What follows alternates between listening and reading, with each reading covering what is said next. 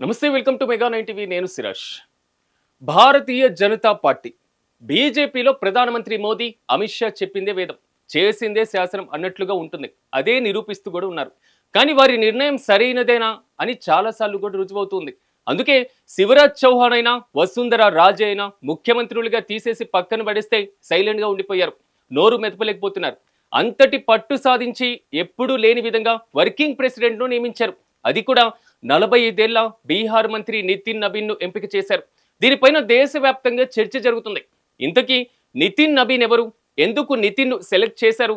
ఇతను కాబోయే జాతీయ అధ్యక్షుడా అనేటువంటి సందేహాలు కూడా వ్యక్తమవుతున్నాయి. వీటన్నిటితో పాటుగా నబీన్కు సంబంధించిన మరికొన్ని ఆసక్తికరమైనటువంటి అంశాలను ఒకసారి తెలుసుకుందాం.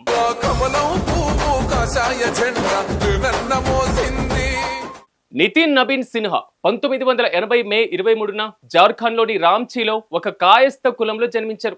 ఆయన బీజేపీ సీనియర్ నాయకులు, మాజీ ఎమ్మెల్యే నబీన్ కిషోర్ ప్రసాద్ సిన్హా కుమారుడు. ఇతను 1998లో ఢిల్లీలోని సిఎస్కేఎం పబ్లిక్ స్కూల్ నుంచి ఇంటర్మీడియట్ విద్యను కూడా పూర్తి చేశారు. అయితే నితిన్ నబీన్ తన రాజకీయ ప్రయాణాన్ని బీజేపీ విద్యార్థి విభాగమైనటువంటి అఖిల భారత విద్యార్థి పరిషత్ ద్వారా ప్రారంభించారు. 2006లో తన తండ్రి మరణం తర్వాత ఆయన క్రియాశీలక ఎన్నికల రాజకీయాల్లో కూడా ప్రవేశించారు. అయితే పాట్నా వెస్ట్ నుంచి బై ఎలక్షన్స్ లో గెలిచి ఎమ్మెల్యే అయ్యారు. 2010, 2015, 20, 2025 ఇలా వరుసగా బీహార్ శాసనసభ ఎన్నికల్లో ఆయన తిరిగి మళ్ళీ ఎలక్ట్ అవ్వడం జరిగింది. అంటే 2025 ఎన్నికల్లో ఆయన 98,299 ఓట్లను సాధించి రాష్ట్రీయ జనతాదళ్ అభ్యర్థి రేఖా కుమారిని 51,936 ఓట్ల తేడాతో ఓడించారు. ఇలా మొత్తం 5 సార్లు ఎమ్మెల్యేగా గెలిచి బీజేపీకి ఆ స్థానంలో తిరుగు లేదని నిరూపించారు. అంతేకాకుండా నితీష్ బీహార్ ప్రభుత్వంలో అనేక మంత్రిత్వ శాఖల్ని కూడా నిర్వహించారు మంత్రిగా. ఆయన ఫిబ్రవరి 2021 నుంచి ఆగస్టు 2022 వరకు రోడ్డు నిర్మాణ మంత్రిగా పనిచేశారు. ఇక ఫిబ్రవరి 2025లో అదే శాఖకు తిరిగి నియమితులయ్యారు. ఇక మార్చి 2024 నుంచి ఫిబ్రవరి 2025 మధ్య ఆయన పట్టణాభివృద్ధి, గృహ నిర్మాణ శాఖ మంత్రిగా, చట్టం, న్యాయ మంత్రిగా పనిచేశారు. ఆయన పదవీ కాలంలో రోడ్లు, మౌలిక సదుపాయాలు, పట్టణ గృహ నిర్మాణం మరియు జర్నలిస్టులకు మద్దతు, అదేవిధంగా ఆశా మరియు మమతా కార్మికులకు ప్రోత్సాహకాలు వంటి సంక్షేమ చర్యలకు సంబంధించిన కార్యక్రమాలు ఎన్నో చేపట్టారు.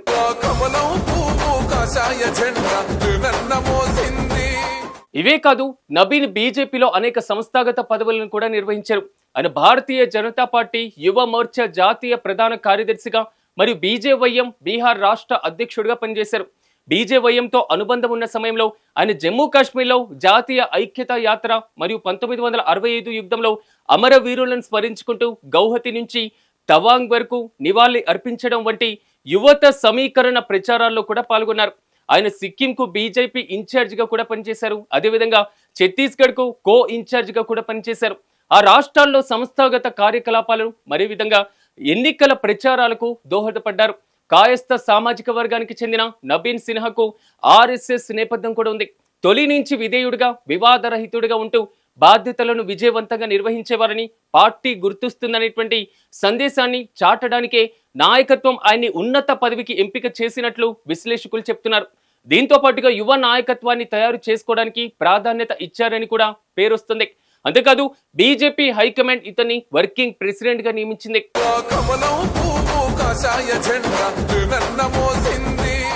ఈ సందర్భంగా నబీన్ కు ప్రధానమంత్రి నరేంద్ర మోదీ శుభాకాంక్షలు తెలిపారు. కష్టపడి పనిచేసే కార్యకర్తగా నబీన్ కు మంచి గుర్తింపు ఉంది. ఆయనకి సంస్థాగతంగా మంచి అనుభవం కూడా ఉంది. అద్భుతమైనటువంటి రికార్డు ఉంది. ఆయన పనితీరు రానున్న కాలంలో పార్టీని మరింత బలోపేతం చేస్తుందని విశ్వసిస్తున్నాను అని ఎక్స్ లో పేర్కొన్నారు.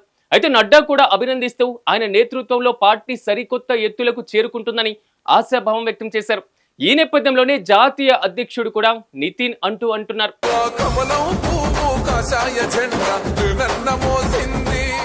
ఈ నేపథ్యంలోనే జాతీయ అధ్యక్షుడు కూడా నితిన్ అని అంటున్నారు. ఇందుకు కారణం లేకపోలేదు. గతంలో నడ్డా కూడా ఇలాంటి పదవిలోకి మొదటగా వచ్చారు. రాబోయే అసెంబ్లీ ఎన్నికలను దృష్టిలో ఉంచుకొని బీహార్ సరిహద్దుల్లోని వెస్ట్ బెంగాల్ ప్రాంతంలో ప్రభావం చూపే ఉద్దేశంతోనే ఇప్పుడు సిన్హాను అనూహ్యంగా తెర మీదకు తీసుకువచ్చినట్లుగా కూడా భావిస్తున్నారు. అంటే వచ్చే జనవరి 14 తర్వాత సిన్హాను లాంఛనంగా పార్టీ అధ్యక్షుడిగా ఎన్నుకుంటారు. చిన్న వయసులోనే పార్టీ పగ్గాలు చేపట్టిన వారిలో ఒకరిగా బీహార్ నుంచి పార్టీలో ఆ స్థాయికి చేరిన తొలి నేతగా నితిన్ నిలవబడుతున్నారు.